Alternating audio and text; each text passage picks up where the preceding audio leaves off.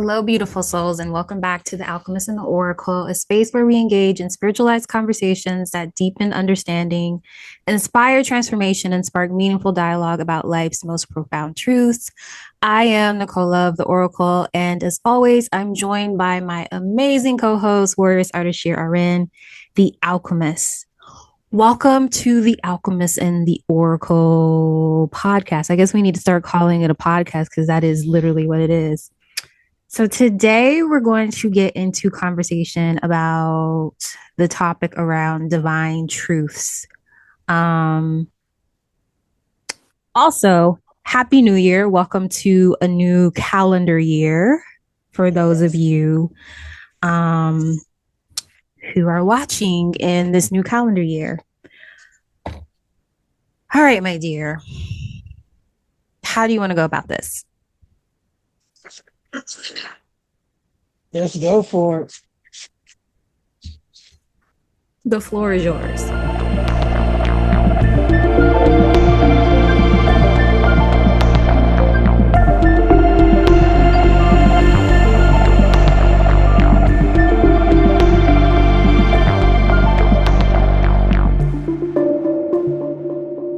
Oh, yes. Hello, my people's happy 2026 in the mix.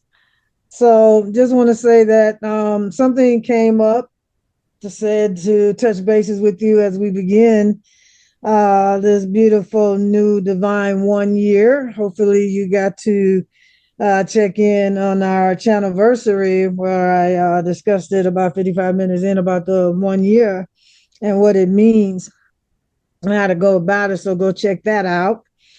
And we're talking about divine truth. So what is it and what does it mean? Because when we're looking at this 1 year, we're looking at this next cycle and how the world is changing, how everything is going about. And some just said divine truth. So let's talk about it. So let's do that and set up some things to have you figure out what that might be for you. So there's several definitions that will relate. And one of them that I've always talked about is that true essence of you. So it's like divine truth is this unchanging essence within us, the core of who we are before the world told us who we are to be. And that resonates because when you look at it, and even one of the pieces that I written had a lot to do with unindoctrinating, undomesticating, standing in and being our true self without the mask, without the layers, without the walls. Who are we after that? How do we get to be that? And to explore how the ego can distort that truth, how conditioning creates the illusions, and how we can live in the truth of our authentic self every day, because that's where the freedom is. I'm all about freedom uninhibited, so let's take the journey. There's another way where it describes how's the unchanging reality that exists in our everyday experiences and that we tap in. So I've always felt in looking and doing the work of being and not being, and one of my posts talked about the hiding, and some of us don't even know we're doing it, and we're hiding our true selves from the world because of what people think. And why we give a crap about that has a lot to do with limiting beliefs and validation seeking, when we just need to own who we are. Our people will be our people. So briefly, that's one of the other things that I look at. It also says that it's the unchanging reality that I felt that exists beneath the stories that we tell our own selves about ourselves, the roles that we play, the identities that the ego builds to help us survive. That's real. It's not a belief system or a concept we adopt. It remains when the illusion falls away. So once we overcome some of these things, we can tap into the true essence of the divine self, which goes back to, and even though we come here to the soul with certain, way that we're supposed to be, even the child shows their true selves. And even as parents or being a kid, we try to change that. Oh, no, you got to be this way, you got to be that way. And that alters the natural of how you think somebody's supposed to be and how they're supposed to present in the world, because we give a freak about what other people think. That's part of, I believe, a problem in hiding the true essence of the divine truth we are, that connects with the creator, who created, who brought you into this world to do what it needed to do under your unique essence, your unique soul's path here, um, on this earth.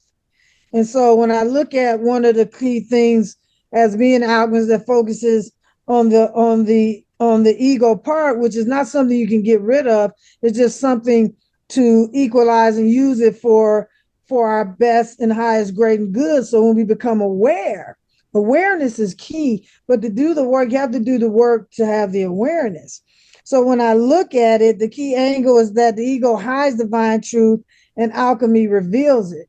So when you are shifting and releasing the presence of who you think you were supposed to be, how you think you were supposed to walk as a woman or a man, for that matter, is that we know deep down who we are. Not every man is this macho masculine man, for example, or this, or have that, or taps into that. Every woman's that most what people consider prissy woman. Everybody is attracted who they're attracted to, or others are attracted to a more self-sufficient or some woman who just actually happens to be herself. I use myself as an example. Is my mother just said when I did some work at my home that I used to own, is how did you learn how to do that? Laying on my own floors. I had to help with somebody else, but I did a quick study, quick self do it, quick self that. I actually was able to pick up real quickly. I even painted our home when my father didn't go, because I'm like, I need to get this done because I want to play. Or whatever I was doing at that time as a teen, or even a younger one who was around 12 or something. I can't remember. And painted a whole house, but learned from him, burned down to the wood, did all these different things, which was natural. It's good with my hands, had nothing to do with me trying to be anything other than the divine woman that I was. I mean, I'm true Taurus, we get bored pretty easily. So I like to do a lot of different things and learn a lot of different things. So my essence is that I was an athlete. I didn't like to sit still. So being out and being active was just a natural part of my God-given essence for me. It had nothing to do with me trying to be anything other else than who I was. And actually, I am a woman, and we are creative forces, divine energy. Everybody seems to have. And so when we get into the ego state that tries to protect us, or we've been indoctrinated about what our parents, our aunts, our grandmothers think we ought to be because they're the protective source in the world that says that we need to be this way and that way, when that is uncomfortable and not naturally true for us, we get into, and it falls into certain things that come up from depressions to these things over years of being other thing than the divine essence, which is a connection to the divine, the creator, source, God, universe, however you identify with your creative force. Ooh. Was that a full stream of consciousness that came through? Yeah. Mm-hmm. Yeah. I could That tell. was a lot. So yeah. So when I look at transmuting and changing, and for me, especially since, I mean, this was always recognized, but we stand in what we know in the comfort zone of our illusions. It might be a hard something to say, but I'm saying it because we have to own, some of these shadows or some of these protective measures and the mask that we do just to survive in a culture, again, that says that we should be anything other than what we are. Um, Standing into your feminine power as a man is just your heart thing, is your gift, and how you treat not only yourself but your woman, if that's you, or the man, if that's who you're attracted to. And it doesn't make you any less than who you are. You know who you are when you tap into and get outside the world. Just have to keep it real. So after my mother passing, man, this is personal, to have her cross beside me overnight, to recognize that cross and understand it, and then realize in the morning what had transpired. There's a part of me that didn't want to react. There was a part of me that thought I ought to react this certain kind of way now that she was gone. And the essence is that she was beside me. She wasn't alone. She felt that she could do that and felt that I'd be okay. I didn't end up okay because it was a very unique experience that took a little bit of a toll.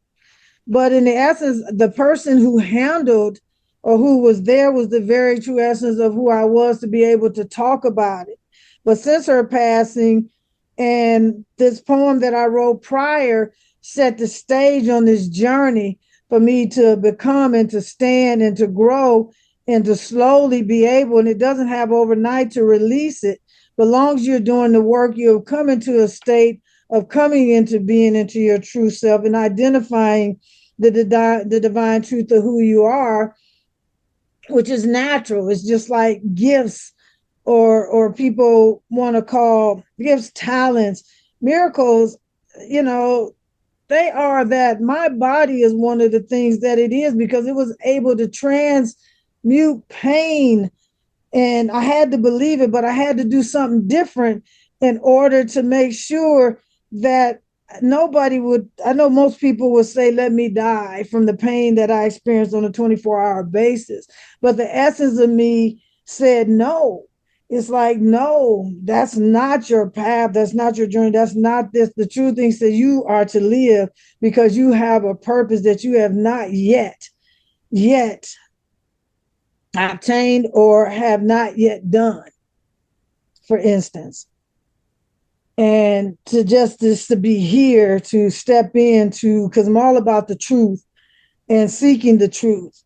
The truth said is unchanged. Facts can be changed, as we were talking about when I was across town, and having these deep and conversations, and forgetting about the word weird is good. Being a nerd is even more awesome, and there's different types of nerds. I'm a nerd. I own it. Other than that, they used to be taboo. But hell, nerds that made this here computer stuff that we talking on, this Zoom stuff we talking on, or speaking on. I'll go a little country here. Looks like my country side is coming out. Mine does too. It's okay, girl. Woo! So I'm gonna let my girls here tap in here a little bit. So, illusion and conditioning takes us away from our true essence and our connection with the higher divine realm. And with my mother crossing over, it was it was sad, but it was also a gift that she gave, that I know now that I didn't know then. Some people kind of knew it, or at her church and these and people, and I'm like, I'm not getting it. It's like, what a blessing. I'm like, it's a blessing that she died or crossed over beside me. And I don't like to use the word die, because I know I'm a living soul. So we just leave body.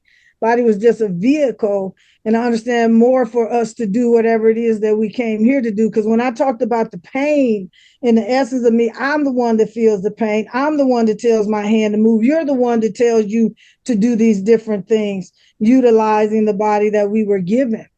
And looking at my mother's body, which reminds me of a movie, is that her whole body went to about, she was 82, went back to a younger version of herself. And I'm surprised I didn't take a picture of that, because I take pictures of a lot of things, but in the midst of that, that's not something you think about at the time.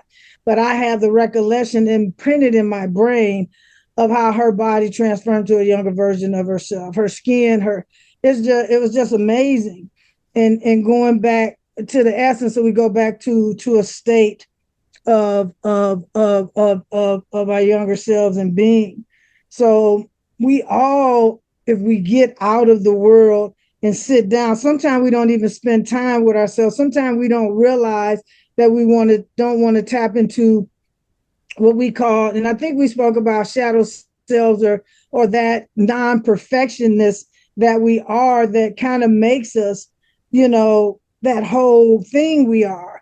But to get down to the divine is the connection with creation, with who created you, how you created, how you move. Sometimes you get aha moments. Sometimes you get certain things. Just like I said, people who created this got ideas who were destined to create what it is so we can communicate with one another. That taps into true essence, true nature of who we are, and trying to live that divine truth. Oh, I forgot to do it. I just realized something. Mm-hmm. I forgot to do. I know. Oh well. Um, I don't know where we at. I'll say yeah, 35. Hold on, y'all. There's 30 minutes So left. 30. 30 minutes left. Okay, I was right the first time, so it was 30. So I am here to, obviously, I any other time I'd have freaked out, but I realized that being and seeing authentic me, even in the mess ups, is the bless ups. Mm. So, and hopefully maybe you get to laugh, because I'm gonna laugh at myself because it's really cool. So, a little comedy never hurt nobody. Just being real, just being real. So this one song by, you'll know who it is. What's her name? I Got to Be Real is one of my favorite songs. And that is the true divine essence. You just got to be real. You just got to be the freak who you are. And tapping into that is the divine truth of who you are, which is the connection with God. Yes, and enjoy the fruits and labor of how to live in it. So living in divine truth in human form is not about an escape into, is live through you. Allow that to live through you. It's like, what does it look like in everyday life? Just being the natural who you are, and allowing that to be okay. If you're quirky, you're quirky. I mean, and who says that there's even got to be a name to it? um, the comedians in the family. We have everybody that has a part of us that just are. Some of it's entertaining to some of it's not. Not everybody is for us, and that's okay. So Mm. I'm excited about this subject, and probably not follow my notes because it's just like yesterday in our conversations talking about that truth. It's like, what is the divine truth? The true essence before anything outside influences or fears shaped you. Simply the pure, unaltered core of you. It's not a mystical concept. It's the authentic you that's always been there. Why it matters is we have to see beyond. And I was just talking about the limited. These are all part of the shade of shading our authentic selves. Is we have to start to go beyond the doubts, the fears, and the stories that we keep telling ourselves about ourselves is not true. It's about clearing away the fog to see the sun. Sun, moon, she, moon, me, sun. And understanding that can help us live more generally and confidently. And if you want to go deeper, reach out. I'm CleveNet at gmail.com, at least for right now. And then, and it's like about how do we find it? It's not about searching, it's about going within. Our mentor and teacher talks about that all the time. Going within, every challenge, questioning things about yourself. That's not true. And normally we can feel it. I can look back at my life of projecting. Was I still me? Yeah, to a degree, but was I fully me? I have to say hell to the no, no, no. And it wasn't because I didn't want to be. It was because of standing into society's bullshit about how I walk. I dress. I have the dress. I say I have the every looks of me, and I like it. And some of it's a little weird. I'm like, I wouldn't wear that hairstyle again. Well, I don't know. That wasn't. I wouldn't wear that today. but people have 70s parties and I have no 70s clothes. I'd have to go buy some and they still out there on somebody's rack, you know. Mm-hmm. you know, and it matters. Understanding, the understanding helps us to be more genuinely and be more confident. And how we find it is not about, like I said, it's about every chance, every moment of discomfort is an opportunity to uncover the truth. You know, so that's it for now. Until the end, we'll give you something to think about, to share with us, and to go through that. So, yes, yes, my dear Oracle perspective, chime in here, baby. Okay. So the way that I looked at divine truths is I look at there are certain truths that remind us of the divine or our divinity, right? And also that the divine exists in all aspects of the world that was created by the divine. Yeah. And with that, I took this approach of asking, okay, what are some of those spiritual principles that you can speak of that can help further support the divine truths as I feel exist in the world? So I know I shared three, but I really am going to talk about one because I think this is one that really matters. So I don't think I explained this clearly at the start of this the start of this episode, but we're trying out a new formatting of where she speaks from the mind approach and I speak from the body approach because that's just how we approach.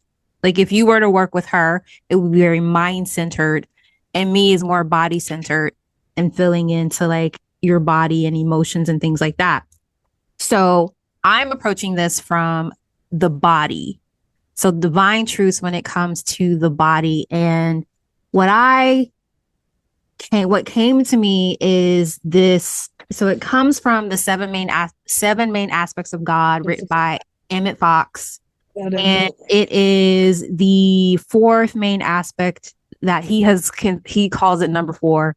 And it is God is intelligence.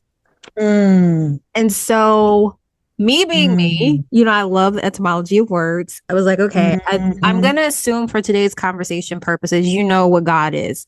Whatever you define, that source, energy, whatever, cosmic energy, whatever it is. Try not to get caught up in that particular word. Right. Let's talk about intelligence. We can definitely feel like we can land on what intelligence means. So I took the definition of intelligence using the Christian Science definition of intelligence. And so Christian Science defines it as the basic eternal quality of divine mind. So intelligence is the basic eternal quality of divine mind. Me being me, it's like, okay, what does that even mean? So I broke down each word. So the assuming you know what the means, we're gonna just like go to basic. Basic meaning the essence or a fundamental truth. So basic. Eternal meaning continued without end or interruption. Then we have quality, and quality meaning a high level of value or excellence. And then this is what really kind of stood out to me. Quality also meaning an abstract attribute. And when you think about divine, I feel like divine, God, whatever it is, there's an abstractness to this. So that's the quality that kind of defines the quality of what intelligence is. And then we have divine, and divine is proceeding directly from God. Simple as that. And then mind is recollection and memory. So when we put this all together, God is intelligence. Intelligence means that there is an essence or a fundamental truth that's continued without end or interruption, that has a high level of value that has an abstract attribute to it that proceeds or comes directly from God that has a certain memory or recollection. Okay. So that is how I define that spiritual principle. Going a little bit deeper, then I went into the stream of consciousness, and I will do my best to kind of go through it here and make sense of it. So yeah. Buckle up. No, it's not going to be that bad. So then my mind kind of goes to looking at it from the approach of how the work that I'm called to do, I really do lean into like that God is intelligence. That's the essence, and that's that healing essence and quality that I tap into with the work that I do in supporting other people. And so there is this innate infinite power that we're tapping into when we talk about healing, and on the body level, that divine healing intelligence is how I define it. So divine healing intelligence, right? So if we add that God is intelligence and there's an infinite power, and that this infinite power is divine healing intelligence, we can go back to how we define divine, right?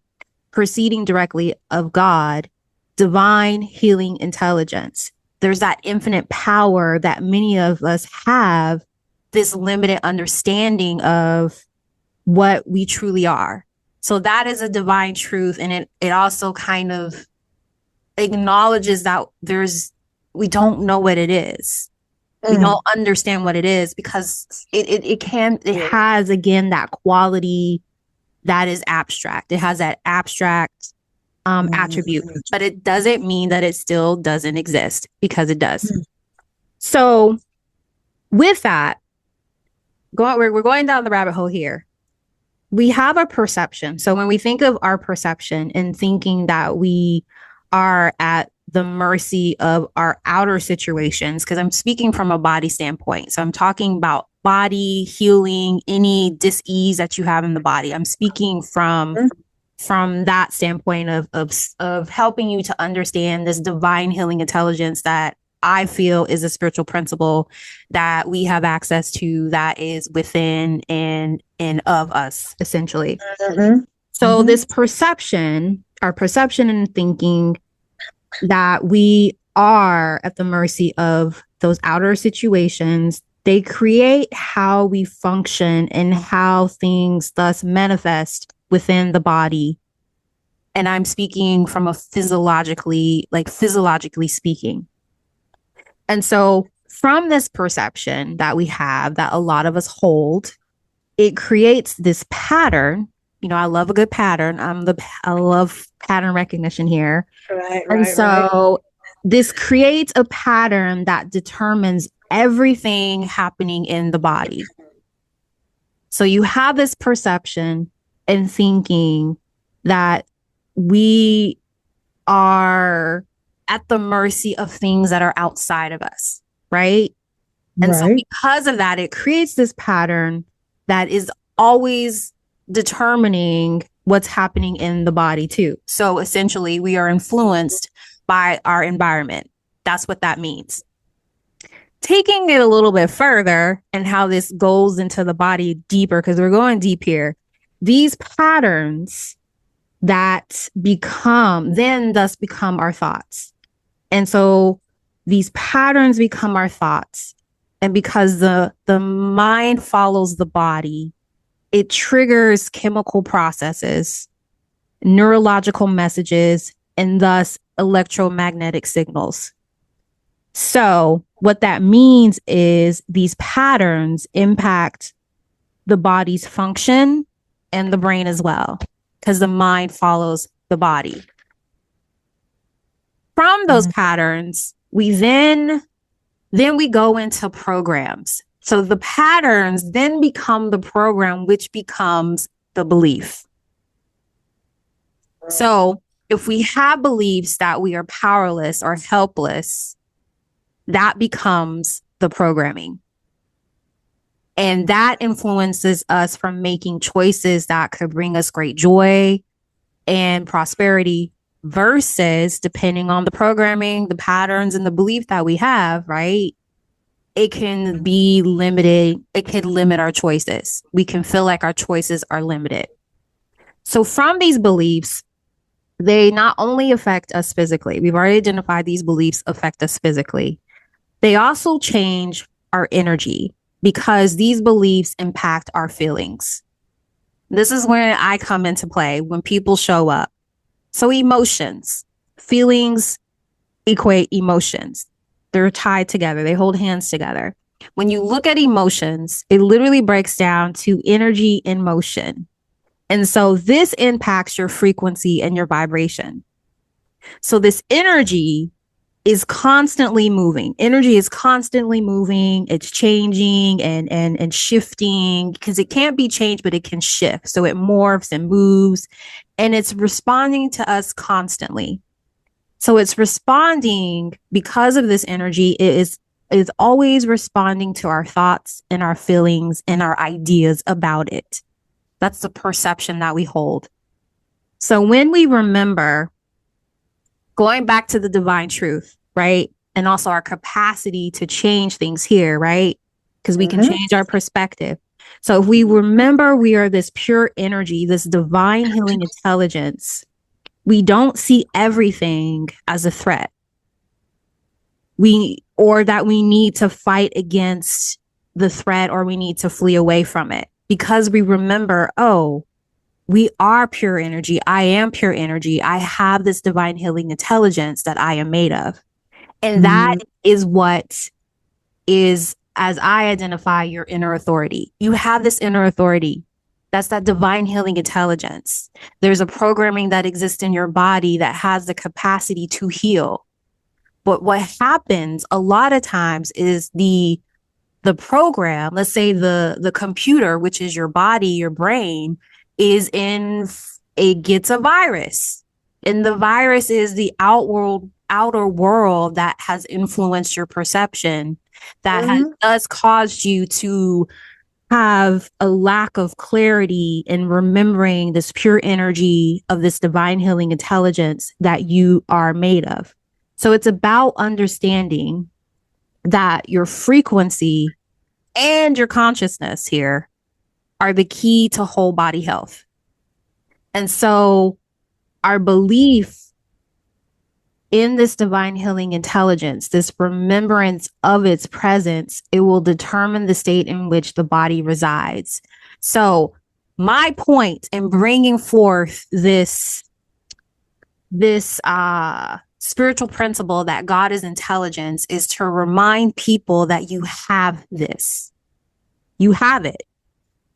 That's why when we say like you're not broken, there's nothing wrong with you. What is happening is that there's a virus that has come in and is attacking that programming that I talked about from a pattern that was created, that created the belief, and from the belief, thus the program is created. So how do you get back to whole health is remembering that you have this code and just hitting the reset button, essentially.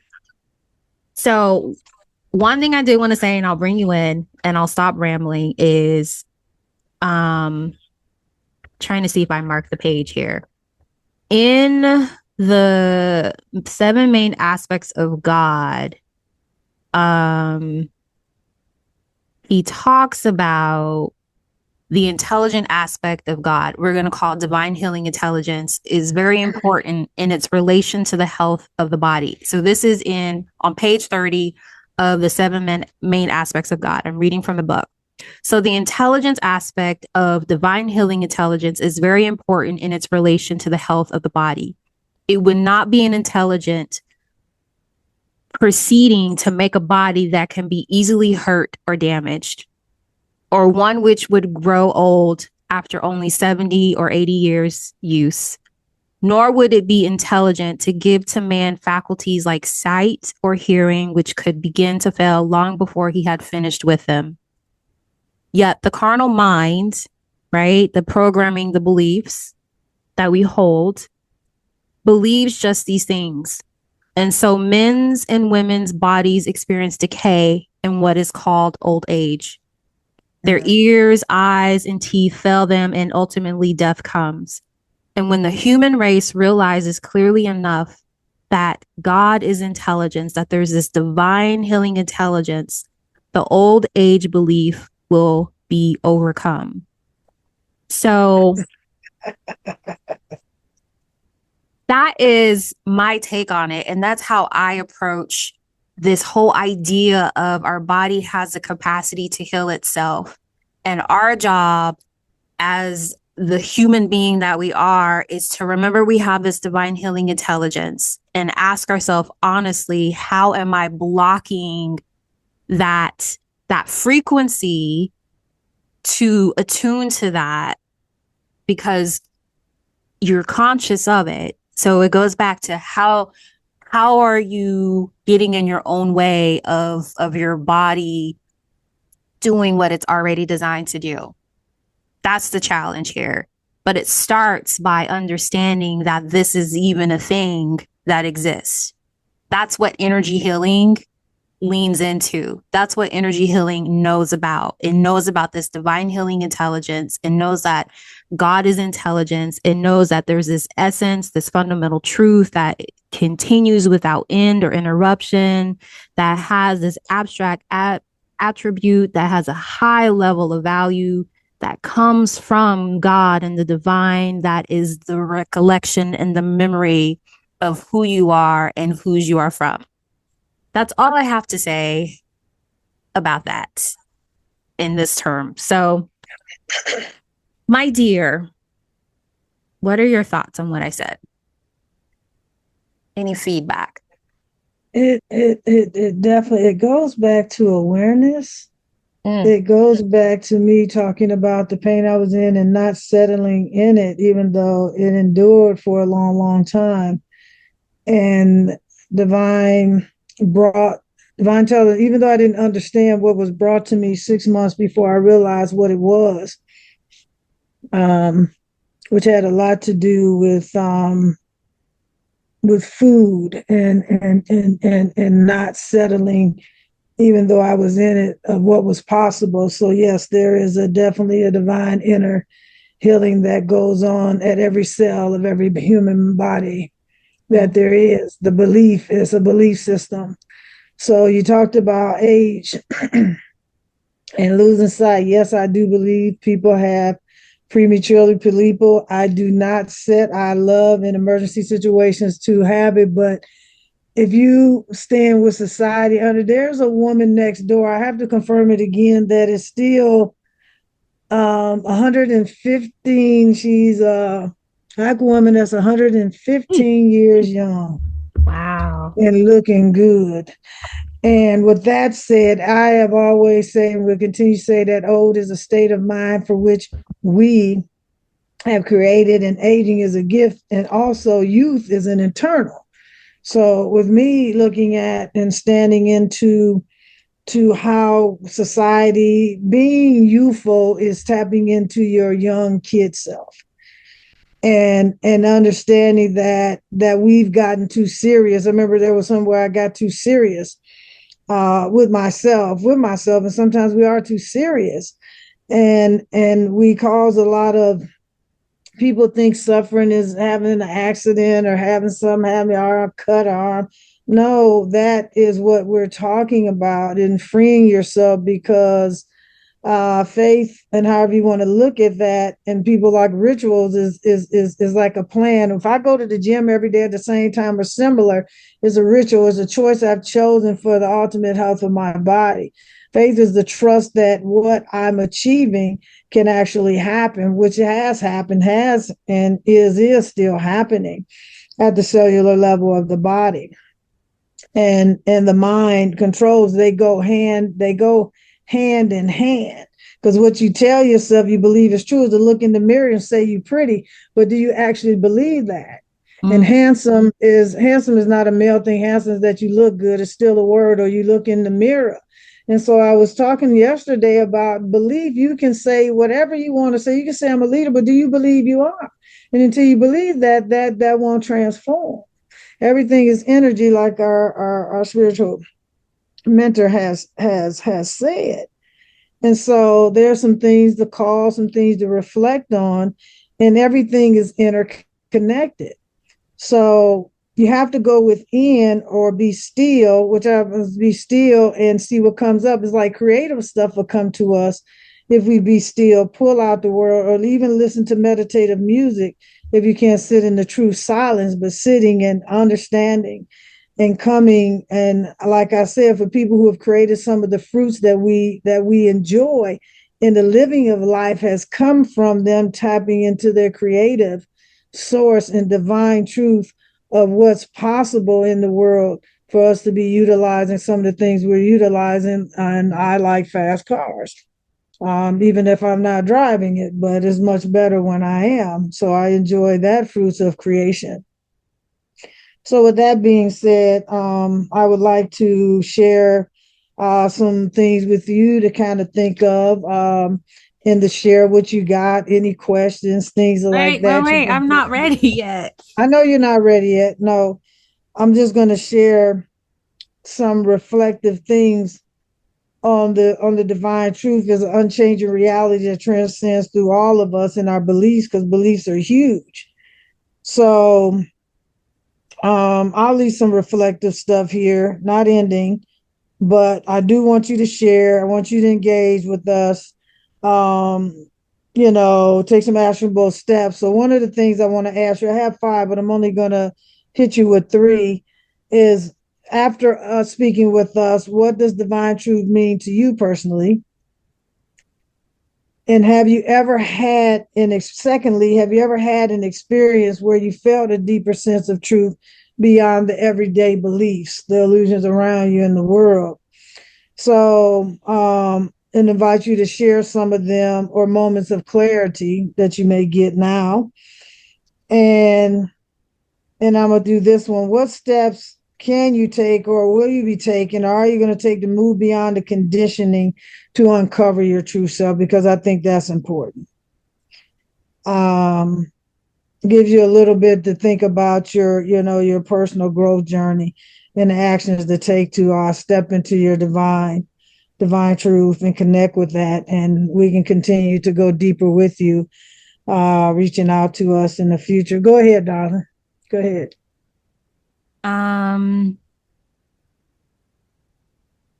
I was just going to add to the divine healing intelligence piece about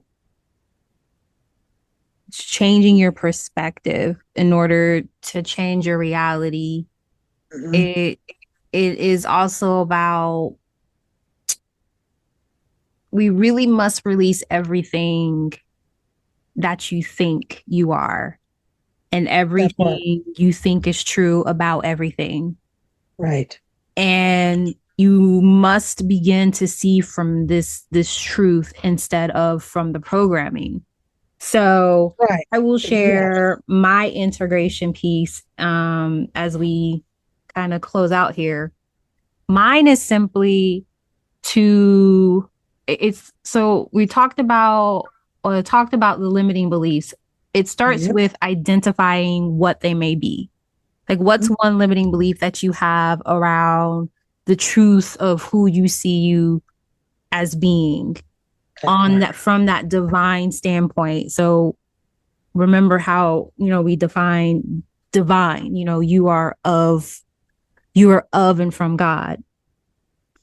And once you identify that, this is reframing essentially. It helps to kind of reprogram the brain essentially. But before you Mm-hmm. do that, you have to identify what the belief is.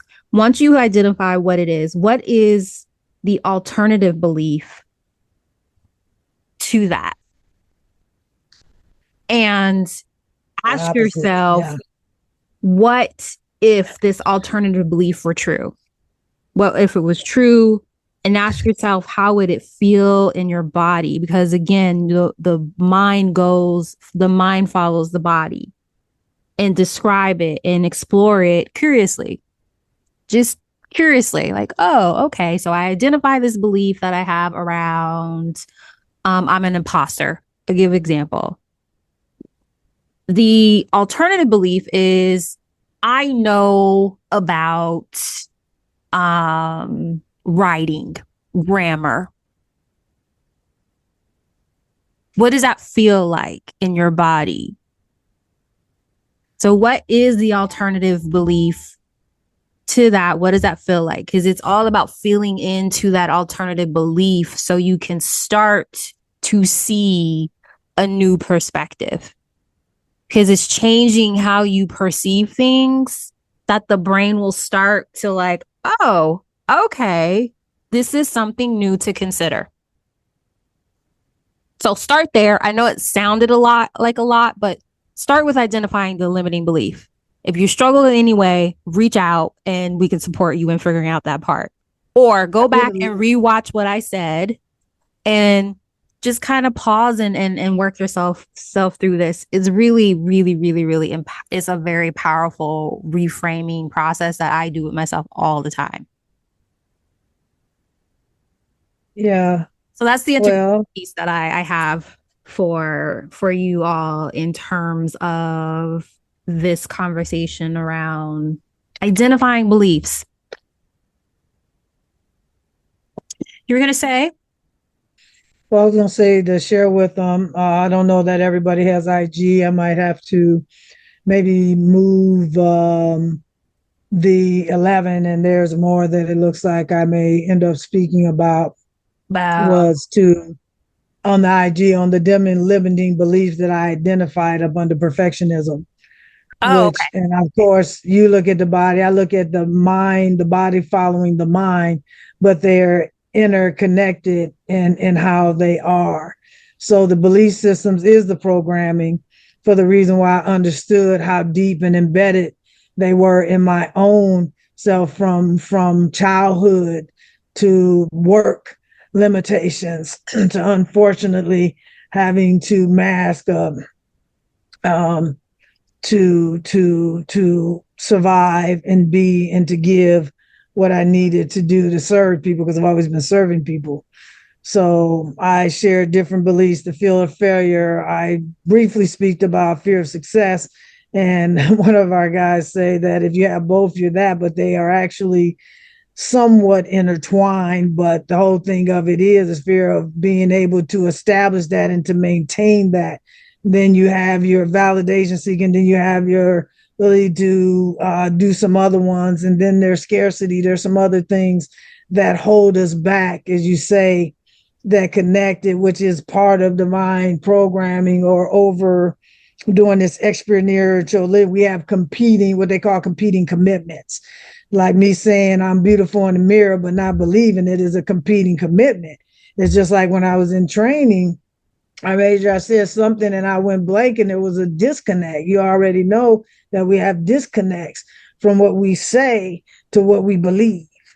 And that's in just Renee, how you meaning to actually go deep within and to identify those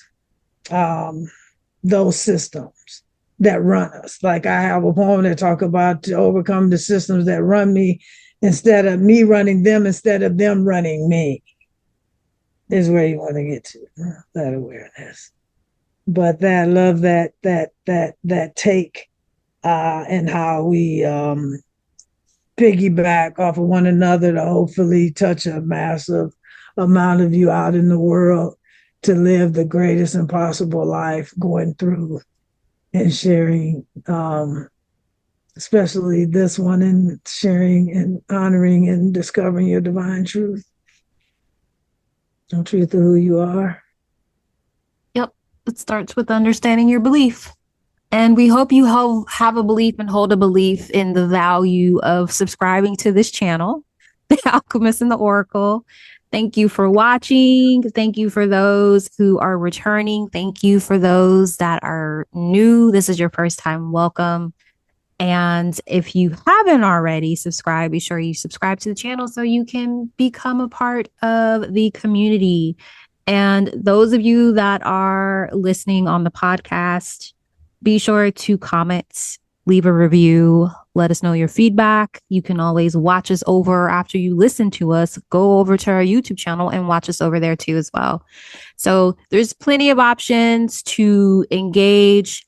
And wherever you are listening or watching, there will be a link. It's a bio site link, and you can click on that and you'll have access to Warrioress Ardeshir Ren, where to connect with her, and as well as me, which is Nick with Love Everywhere. I don't know what your handles are. I think they're Warrioress Ardeshir Ren, or click the link down below. Okay. It'll take you there without having to guess that you spelled it right or what have you. Right. So, they are Warrioress Ardeshir. Okay. There you go. There you go. All right. Much love. Bye. Peace.